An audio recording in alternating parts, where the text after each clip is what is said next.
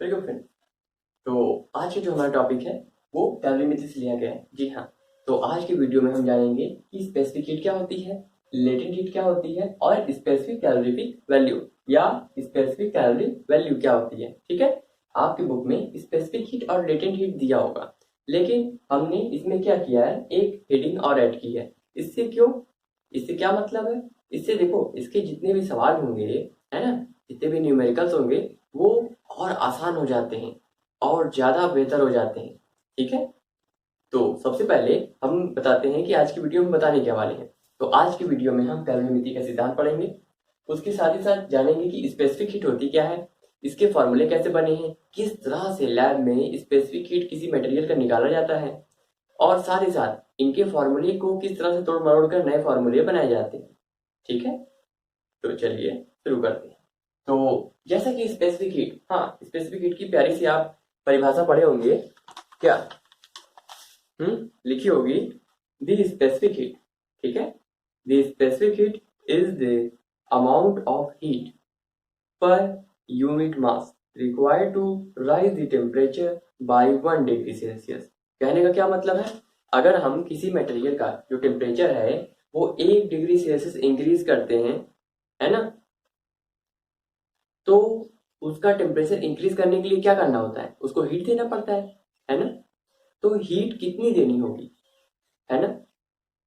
अब ऐसे में वो मटेरियल कम भी हो सकता है और ज्यादा मात्रा में भी हो सकता है। हाँ, कम मात्रा में होगा मटेरियल, मतलब थोड़ा सा होगा, तो उसको कम हीट देनी पड़ेगी 1 डिग्री उसका टेम्परेचर बढ़ाने के लिए। ज्यादा मात्रा में होगा तो उसको ज्यादा हीट देनी पड़ेगी उसका टेम्परेचर इंक्रीज करने के लिए। तो ऐसे में हम एक यूनिट मास ले लेते हैं। कहने का मतलब एक स्टैंडर्ड मास ले लेते हैं कि मान लो ये चौक है। ठीक, इस चौक का वजन 1 ग्राम है ना। इस चौक का वजन 1 ग्राम है, तो इसका अगर हमें इस चौक का टेम्परेचर 1 डिग्री सेल्सियस इंक्रीज करना है, क्या 1 डिग्री सेल्सियस बढ़ाना है, तो हमें इसको कितना हीट देना पड़ेगा। अब जितना हीट देने पर, है ना, जितनी हीट देने पर इसका टेम्परेचर 1 डिग्री सेल्सियस पहुंच जाता है, मतलब 1 डिग्री सेल्सियस बढ़ जाता है, उसी हीट की वैल्यू को, जी हाँ, उसी हीट की वैल्यू को हम उस पदार्थ की, मतलब उस चौक की स्पेसिफिक हीट कहते हैं। अब समझ में आया? स्पेसिफिक हीट क्या होती है, जिस चीज का, ठीक है, हम टेम्परेचर 1 डिग्री सेल्सियस इंक्रीज करना चाहते हैं, हाँ, उसको 1 डिग्री सेल्सियस उसका टेम्परेचर बढ़ाने के लिए हमें जितनी हीट देनी पड़ती है ना, जितनी हीट देनी पड़ती है, उसी को उस मटेरियल की क्या कहते हैं, स्पेसिफिक हीट कहते हैं। इसको लिखते हैं क्या? हाँ, इसको जूल प्रति ग्राम डिग्री सेल्सियस लिखते हैं। जूल में क्यों?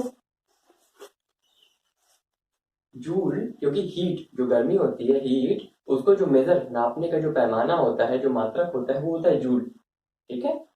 क्योंकि यहाँ पर ग्राम, हाँ, डिग्री सेल्सियस, मतलब 1 डिग्री सेल्सियस बढ़ाने के लिए बोला ना, इसमें मास डिपेंड करता है। ठीक है। अगर कोई मटेरियल कम है, हाँ, तो उसका मास भी कम होगा, है कि नहीं। तो ऐसे में हम यहाँ पर क्या करते हैं, एक छोटे से छोटा यूनिट लेते हैं, जैसे ग्राम।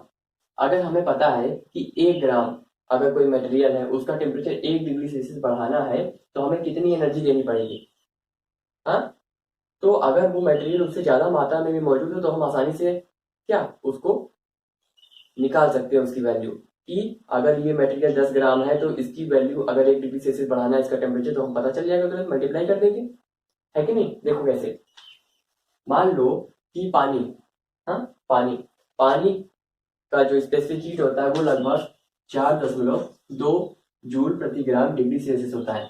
कुछ बुक्स में 4.1 भी लिखा होगा। ठीक है, तो कंफ्यूज मत होना।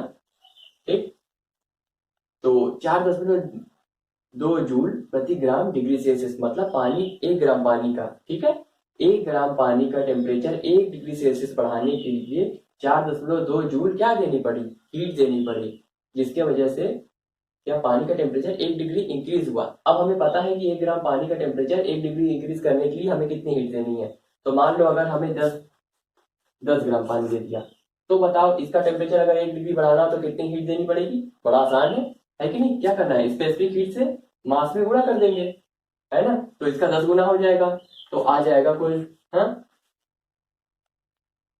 42, क्या 42 जूल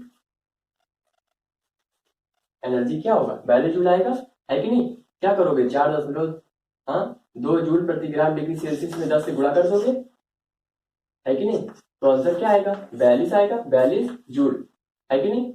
ये क्या था, 10 ग्राम। सिंपल, बहुत ही सिंपल है ना। इसीलिए छोटी से छोटी एक स्टैंडर्ड यूनिट मानी जाती है ना। लेकिन हाँ, कुछ बुक्स में स्पेसिफिक हीट की जगह स्पेसिफिक हीट कैपेसिटी लिखा होगा, तो ऐसे में कंफ्यूज होने की बात नहीं है। स्पेसिफिक हीट कैपेसिटी और स्पेसिफिक हीट में सिर्फ इतना अंतर है कि वहां पर कैपेसिटी लिखा गया है ना। और यहाँ पर स्पेसिफिक हीट को हाँ एस से लिखा जाता है, लेकिन अगर स्पेसिफिक हीट कैपेसिटी अगर बुक में लिखा गया हो तो उसको हम स्मॉल सी से, जी हाँ स्मॉल सी से लिखते हैं।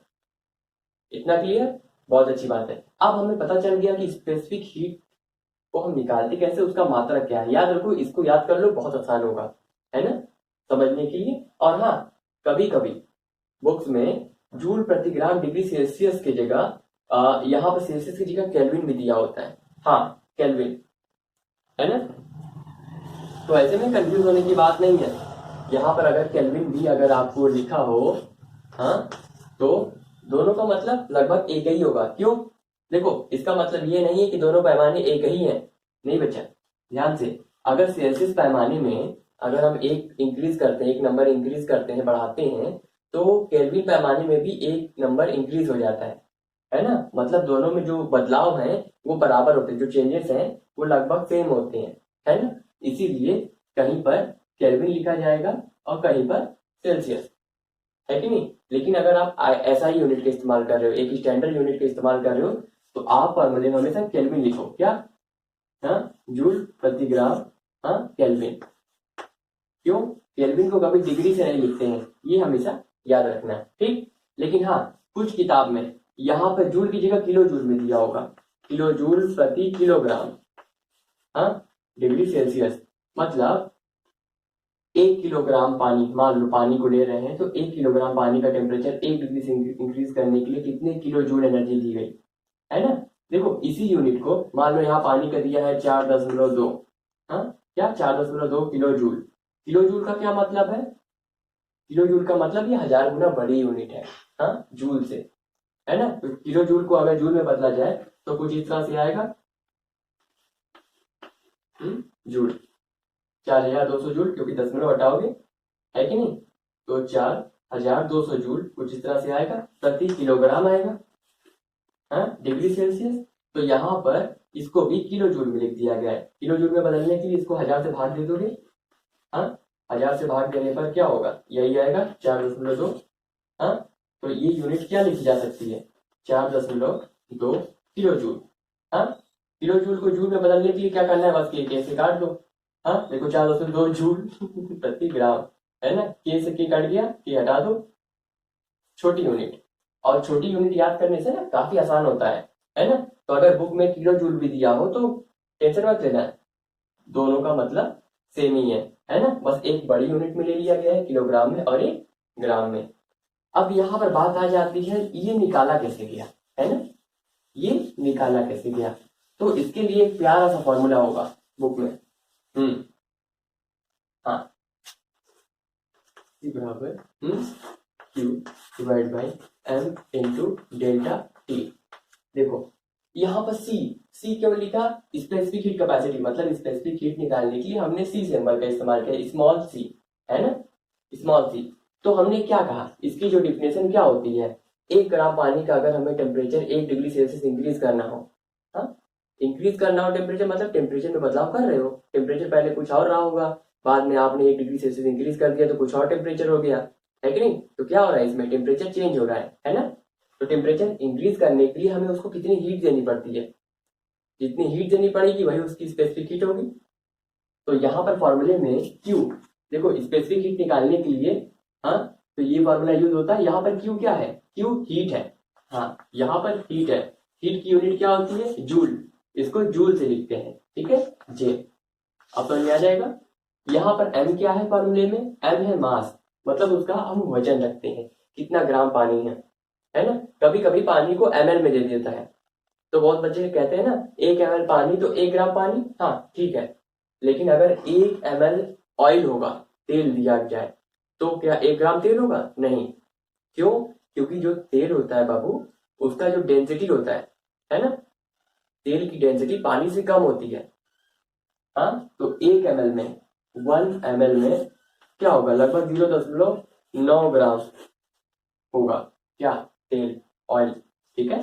तो ऐसे में हमेशा ध्यान रखना, अगर पानी की जगह कोई और मटेरियल दे दे, तो अगर उसको ml में से ग्राम में चेंज कर रहे हो तो पहले उसकी डेंसिटी देख लेना।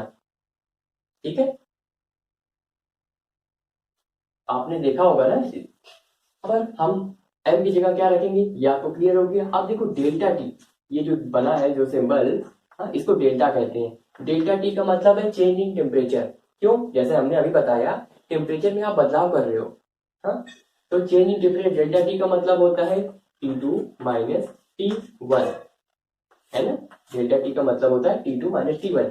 मतलब मान लो पानी है, पानी का टेम्परेचर पहले कुछ और रहा होगा। मान लो पानी इस रूम टेम्परेचर पे रखा हुआ है, तो इस समय इस कमरे का टेम्परेचर अगर मान लो 35 डिग्री सेल्सियस है, हाँ, क्योंकि गर्मी का समय है, 35 डिग्री सेल्सियस है, तो इस कमरे में रखा हुआ सभी सामान का जो टेम्परेचर होगा वो लगभग 35 डिग्री सेल्सियस ही होगा, है कि नहीं। तो मान लो पहला टेम्परेचर हमें मिला पानी का 35 डिग्री सेल्सियस। क्या? अब पानी का टेम्परेचर हमें 1 डिग्री इंक्रीज करना है, तो बाद में टेम्परेचर, दूसरा टेम्परेचर क्या होगा? 36 डिग्री सेल्सियस। हाँ, मतलब T2 की वैल्यू क्या आएगी? 36 डिग्री सेल्सियस होगा ना। अब हमें कितना बढ़ाना हुआ टेम्परेचर? 1 डिग्री। कैसे पता चला?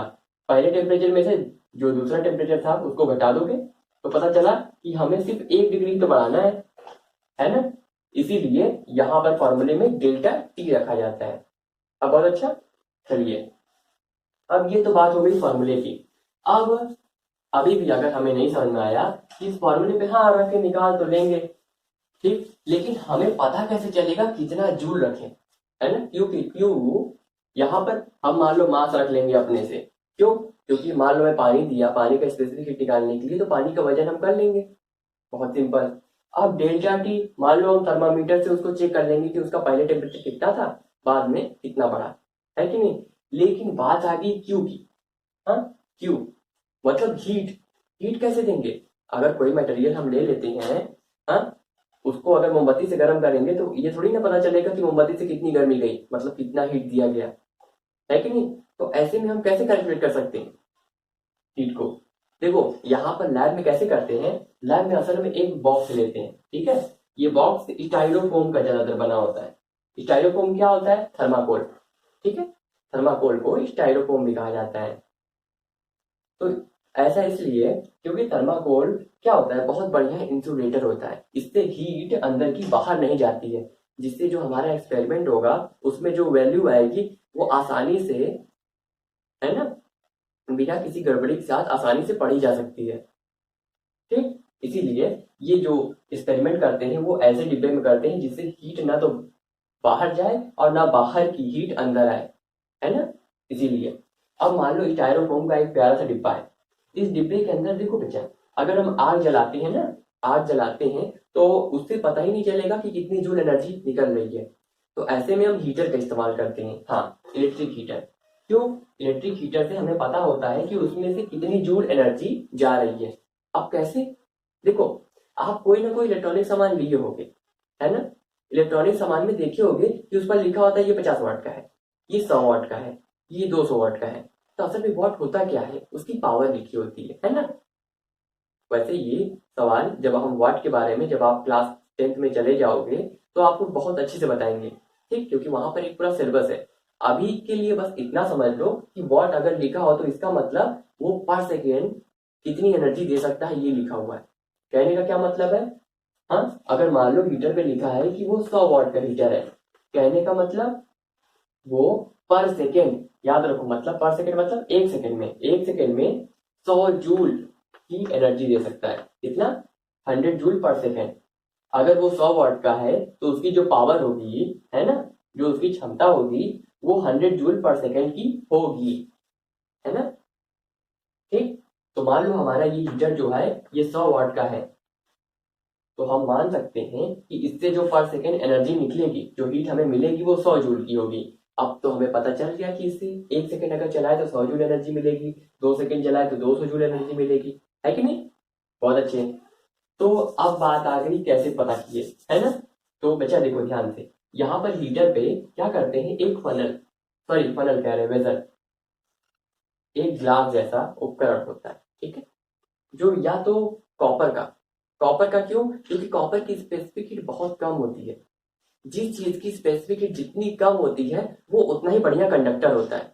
हीट का याद रखो, हीट का, है ना, वो उतना ही बढ़िया हीट का कंडक्टर होता है, मतलब वो उतना ही जल्दी गर्म हो जाएगा और उतना ही जल्दी ठंडा हो जाएगा। जिसकी स्पेसिफिक हीट जितनी कम होगी वो उतना ही जल्दी गर्म हो सकता है और उतना ही जल्दी ठंडा भी हो सकता है, याद रखो। और कॉपर की स्पेसिफिक हीट होती कितनी है, कॉपर की स्पेसिफिक हीट लगभग 0.3 जूल प्रति ग्राम डिग्री सेल्सियस होता है। मतलब 1 ग्राम कॉपर का टेम्परेचर गर्म करने, हाँ, टेम्परेचर 1 डिग्री सेल्सियस इंक्रीज करने के लिए, बढ़ाने के लिए हमको सिर्फ 0.3 जूल एनर्जी देनी पड़ती है।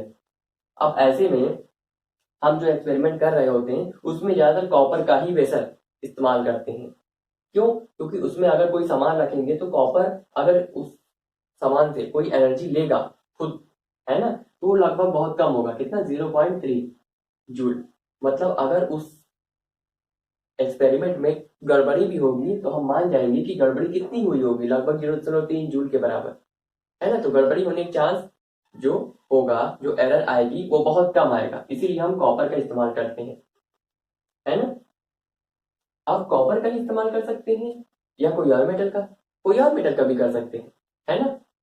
क्योंकि कॉपर से अच्छा कंडक्टर कौन सा होता है, जिसकी स्पेसिफिक उससे कम होगी, मतलब सिल्वर, चांदी, उससे कम सोना। तो ऐसे में एक्सपेरिमेंट करते हुए हम बिक जाएंगे, है कि नहीं, क्योंकि वो बहुत ज्यादा महंगा होगा।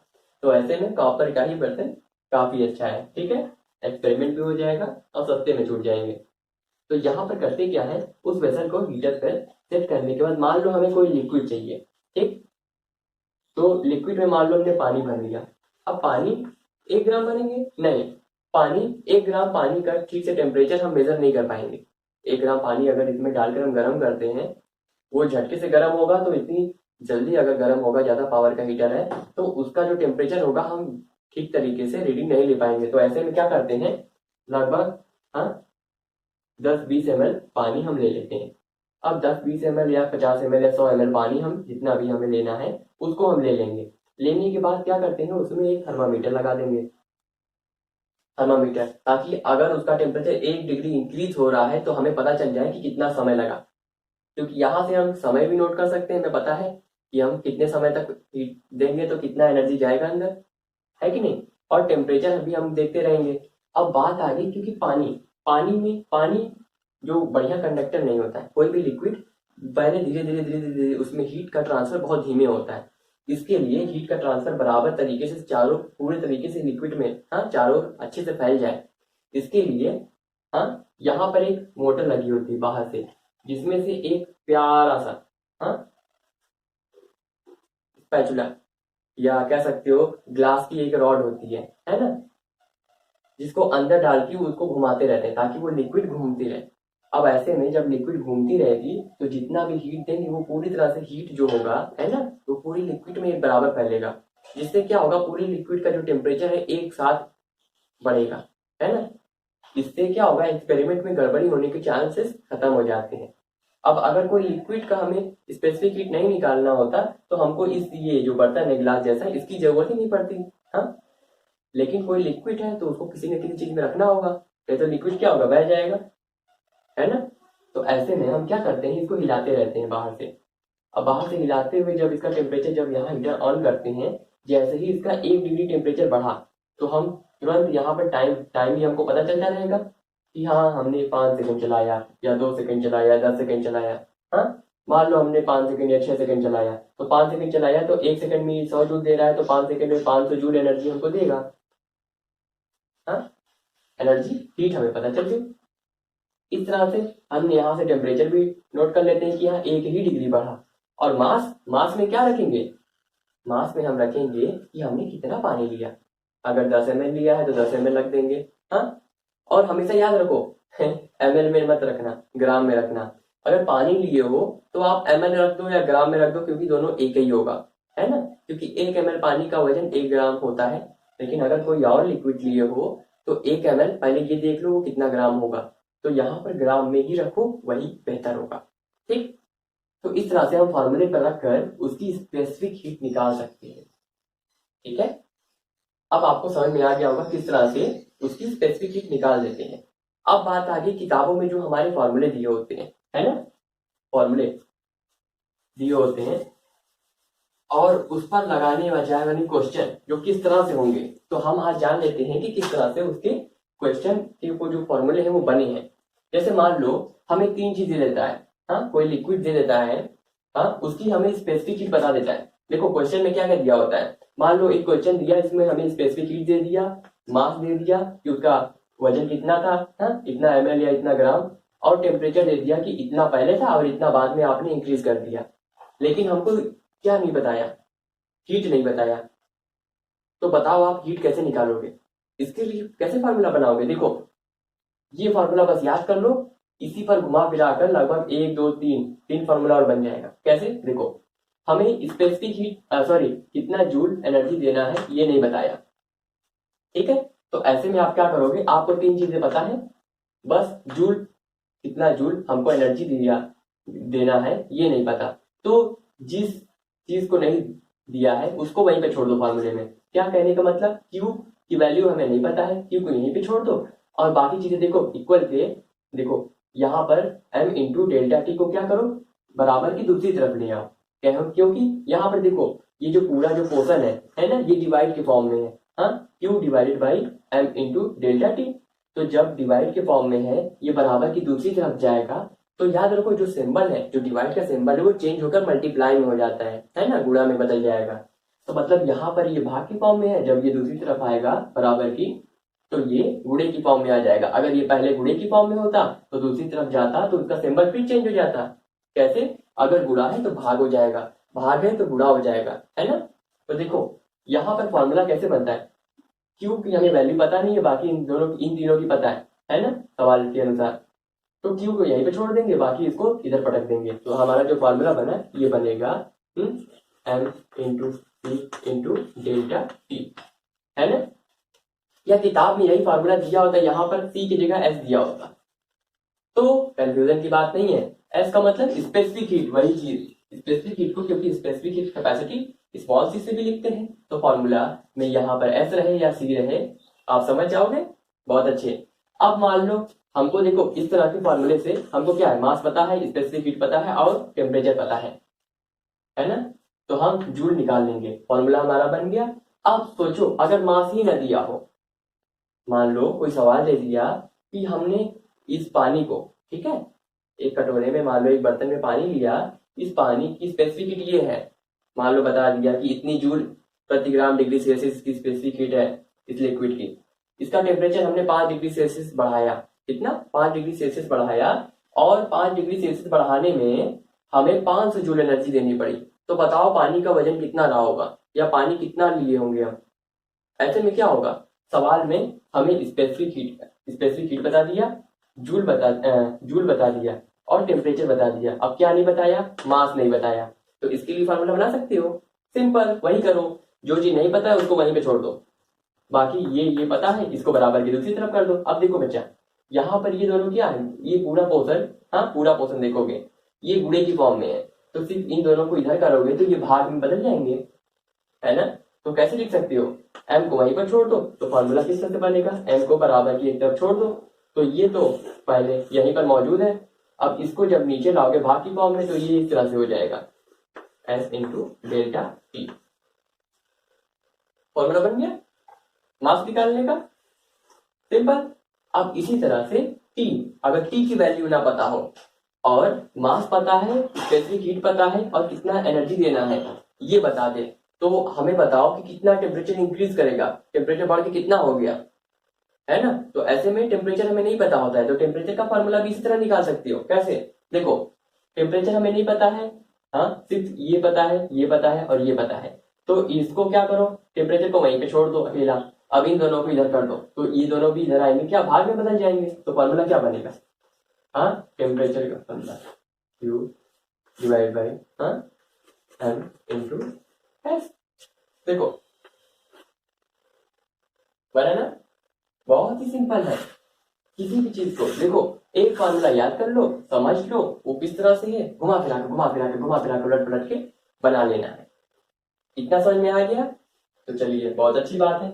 अब एक बात हमेशा याद रखिए, ठीक है, जो कैलोरीमेट्री होती है इसका सिद्धांत भी समझ लेते हैं। कैलोरीमेट्री का सिद्धांत कहता है कि हम किसी वस्तु द्वारा, ठीक है, जितनी एनर्जी दी जाती है दूसरे वस्तु द्वारा उतनी ही एनर्जी ली जाएगी। मतलब एक बॉडी, बॉडी का मतलब शरीर नहीं, ठीक है, बॉडी का मतलब यहाँ पे कोई भी ऑब्जेक्ट हो सकता है, ठीक, या कोई भी मटेरियल हो सकता है। एक बॉडी जितनी हीट देती है दूसरी बॉडी की उतना ही हीट क्या करेगी, एब्जॉर्ब करेगी, मतलब ले लेगा। अब कौन सी बॉडी हीट दे सकती है, जो जिसमें हीट ज्यादा हो। अब जिसमें हीट ज्यादा होती है मतलब वो गर्म होगी, है कि नहीं? तो जो हमारा कैलोरीमेट्री का जो सिद्धांत है वो क्या कहता है, यहाँ पर दो बॉडी है, एक बॉडी Q1 तो दूसरी बॉडी Q2। Q2 क्यों लिखे, क्योंकि हीट दे रही है ना, हीट को हम Q से लिख सकते हैं। हाँ, तो एक बॉडी जो हीट दे रही है तो उसको प्लस से लिख सकते हो, और दूसरी बॉडी जो हीट ले रही है उसको माइनस से लिख सकते हो, है ना। तो हीट का जो ट्रांसफर होता है बच्चा, वो हमेशा ज्यादा से कम की ओर होता है। मतलब कोई गर्म बॉडी है उससे टेम्परेचर किधर जाएगा, लो टेम्परेचर की ओर जाएगा, है ना। मतलब हाई एनर्जी से लो एनर्जी की तरफ जाता है ना, जो मूवमेंट होगा। मान लो कोई गर्म बॉडी है उसमें कोई ठंडी बॉडी हम टच करा देते हैं, तो ऐसे में जो टेम्परेचर होगा, जो हीट होगा, हीट का ट्रांसफर किधर से किधर होगा, हाई से लो की तरफ। आप देखे होंगे गर्मियों में जमीन ठंडी है, आहा ठंडी ठंडी जमीन, अब उसी पर जाके चिपक के लौट जाते हो तो क्या होता है, आपकी बॉडी से जितनी भी हीट होती है वो जमीन में चली जाएगी, और वो जमीन थोड़ी देर बाद गर्म हो जाता है ना। फिर गुलाटी मार के दूसरी तरफ चले जाते हो, होता है ना ऐसा। तो ऐसे में क्या मतलब, आपकी बॉडी क्या है, एक मीडिया बन गई है, क्या, हाई टेम्परेचर की, और हाई से लो की तरफ क्योंकि हीट का ट्रांसफर होता है, इसीलिए आपकी बॉडी की हीट क्या होती है, जमीन में चली जाती है। अब ये कितनी जाएगी, कितनी हीट जाएगी, जब तक इन दोनों का टेम्परेचर बराबर ना हो जाए। मान लो इसका टेम्परेचर मान लो कुछ 100 डिग्री सेल्सियस था, अब Q2 का मतलब जो दूसरी बॉडी थी उसका टेम्परेचर कुछ 40 डिग्री सेल्सियस था, है ना। तो यहाँ पर इसका टेम्परेचर ज्यादा है, इसका कम है कि नहीं। तो हीट का ट्रांसफर इधर से इधर होगा। अब कब तक होता रहेगा, जब तक दोनों का टेम्परेचर बराबर ना हो जाए, जब तक दोनों का टेम्परेचर बराबर ना हो जाए, मस्त, ठीक है। तो यही यही जो Q1 और Q2 है, ये क्या है, ये कैलोरीमेट्री का सिद्धांत है। अब इसी पर स्पेसिफिक हीट से क्या फॉर्मूले भी बनाए जाते हैं, कैसे उसको भी देख लो, ठीक। देखो बेटा ध्यान से, तो यहाँ पर Q1, हाँ, Q1 की जगह, Q1 की मान लो कोई दो मटेरियल दे दिया है, तो Q1 की जगह हम क्या Q1 का फॉर्मूला लिख सकते हैं, क्या था फॉर्मूला, लिखे थे M into S delta T, है ना, बराबर लगा दो। हाँ, Q1 है तो M1 S2 या T1 लिख सकते हो, हाँ, या डेल्टा T लिख दो। अब Q2 को, हाँ, M2 इंटू S2 इंटू, हाँ, डेल्टा T2 इस तरह से लिख सकते हो। कैसे, देखो फॉर्मूला बन रहा है, कैसे, ध्यान से देखो। अब ऐसे में हमने क्या किया, हमने दो यूनिट ले ली, कहने का मतलब ये किस तरह के सवाल होंगे, तो इस पर हम देखेंगे कि किस तरह के सवाल बनेंगे, है ना, कैसे ये यूज होगा। कि मान लो आपके पास दो अलग अलग सोल्यूशन दे दिया गया, है ना। एक सोल्यूशन में ये बताया गया कि जो पहला सोल्यूशन है, ठीक है, जो पहला सोल्यूशन है उसका स्पेसिफिक हीट ये है और उसका टेम्परेचर ये है, क्या बता दिया गया, स्पेसिफिक हीट और टेम्परेचर बता दिया गया। दूसरे सोल्यूशन में हमें मास, स्पेसिफिक हीट और टेम्परेचर बता दिया गया, क्या, तीनों बता दिए गए। और यहाँ पर सिर्फ दो चीज, तो हमें बताओ कि जो पहला सोल्यूशन था उसका मास कितना होगा, मतलब वो कितना लिया गया होगा, है कि नहीं। तो ऐसी कंडीशन में हम इसकी मदद से ही फॉर्मूला बनाते हैं। कैसे, देखो इसमें पहला सोल्यूशन का हमें मास नहीं पता है और दूसरे सोल्यूशन में हमें सब कुछ पता है, यहाँ पर भी दो चीजें पता है। तो ऐसे में इसका फॉर्मूला क्या बनाओगे, M1 को यहीं पर छोड़ दोगे, M1 को यहीं पर छोड़ दोगे। देखो क्योंकि पूरा पोर्शन क्या था, मल्टीप्लाई मतलब गुणे की फॉर्म में था।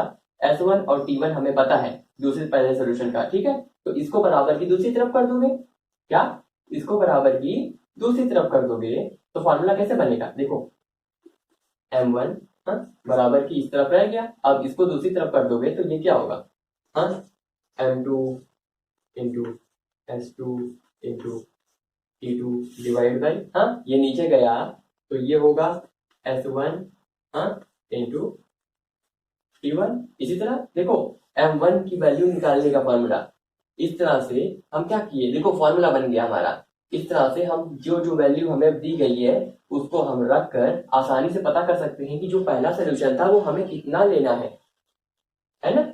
जैसे आपने देखा होगा ठंडी के समय में, आपकी मम्मी पानी गर्म करने के लिए रख देती है ना। कभी कभी वो भूल जाती हैं, क्या भूल जाती हैं कि पानी कितना गर्म करना है। हम कहते हैं कि मम्मी पानी थोड़ा गर्म हो जाए, हल्का गुनगुना नहाने लायक, तो हमें दे देना। लेकिन मम्मी भूल गई तो ऐसे में पानी का टेम्परेचर बहुत ज्यादा हो जाता है, कभी कभी पानी खौल जाता है ना। तो हम क्या करते हैं, पानी को निकालते हैं, पानी को निकालने के बाद उसमें और पानी मिलाते हैं। तो ऐसे में हमें कितना पानी मिलाना है उसको भी हम इसी फार्मूले द्वारा निकाल सकते हैं। कैसे, देखो बच्चा यहाँ पर क्या हुआ, हमें ये पता है कि जो मम्मी ने पानी गर्मा दिया वो खौला दिया है। अब पानी खौल गया है तो उसका टेम्परेचर क्या होगा, 100 डिग्री सेल्सियस, है कि नहीं।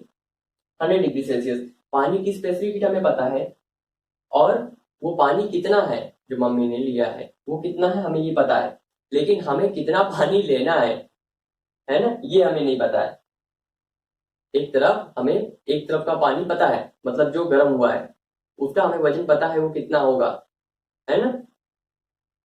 लेकिन हमें दूसरी तरफ भी पानी ही लिया है ना। तो यहाँ पर जरूरी नहीं है, अगर देखो सोल्यूशन में अगर दोनों तरफ के जो सोल्यूशन है वो एक ही प्रकार के हैं, दोनों तरफ के जो सोल्यूशन है वो एक ही प्रकार के हैं, तो हमें स्पेसिफिक हीट लेने की जरूरत नहीं पड़ती है।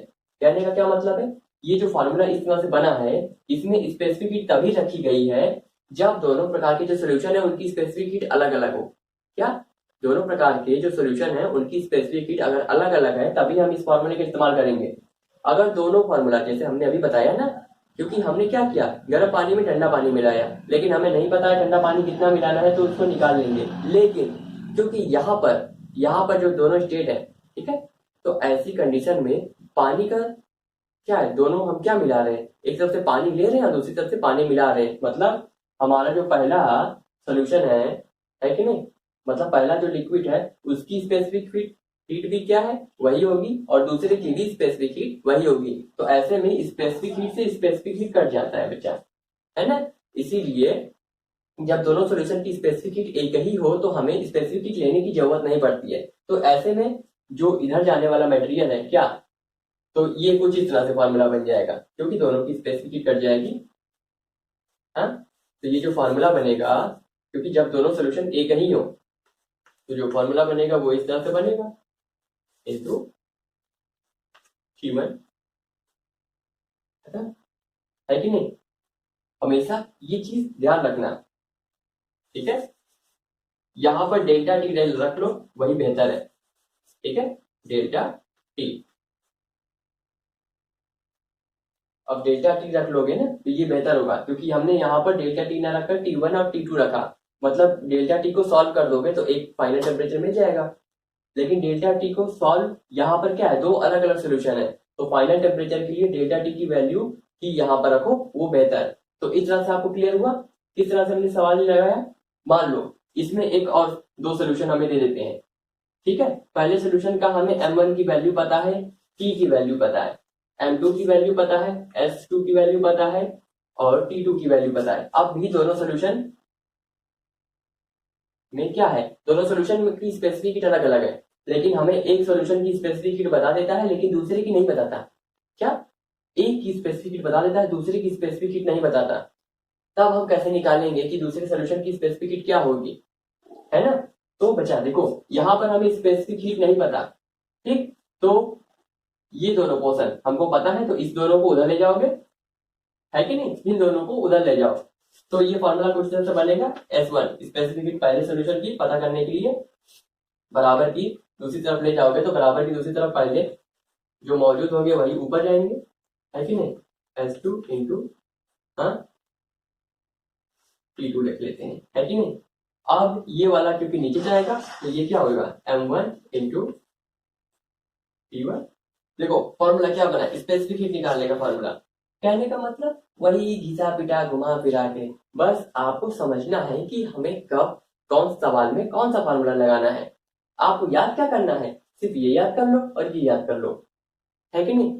बस ये दो चीजें याद करो, इतने सारे फॉर्मूले आपको याद हो जाएंगे, इतने सारे फॉर्मूले बड़ी आराम से याद हो जाएंगे, है कि नहीं। तो अभी के लिए इतना काफी है कि नहीं, क्योंकि वीडियो बहुत ज्यादा लंबा हो जाएगा तो आपको देखने में बोरियत लगेगी। अगर इतनी चीजें आपको समझ में आई हो तो कृपया बताएं जरूर कमेंट करके, है कि नहीं। इसमें अगर कोई चीज ना समझ में आई हो तो वो भी बताएं। अब अगले पार्ट में कवर करेंगे स्पेसिफिक हीट क्या होती है और उसके साथ ही साथ स्पेसिफिक कैलोरीफिक वैल्यू, जिसको स्पेसिफिक कैलोरी वैल्यू भी कहते हैं। फिर इसके बाद अगले जो थर्ड हमारा पार्ट होगा उसमें हम कवर करेंगे जिसकी जितने भी न्यूमेरिकल्स हैं, जी हाँ जितने भी सवाल हैं। और याद रखो ये सवाल बहुत इंटरेस्टिंग होने वाला है। जैसे हमने बताया ना अभी, क्या आपकी मम्मी पानी उबाल देती हैं, ठीक इसी प्रकार के सवाल होंगे। तो अगर आपको पसंद आया हो और आपको समझने में आसानी हुई हो, ठीक है, तो लाइक जरूर करें और इसको शेयर करने की कोशिश करें, ठीक है, क्योंकि हम शेयर नहीं करते हैं। शेयर कीजिए ताकि आप जैसे बाकी बच्चों के पास भी ये पहुंच सके। धन्यवाद।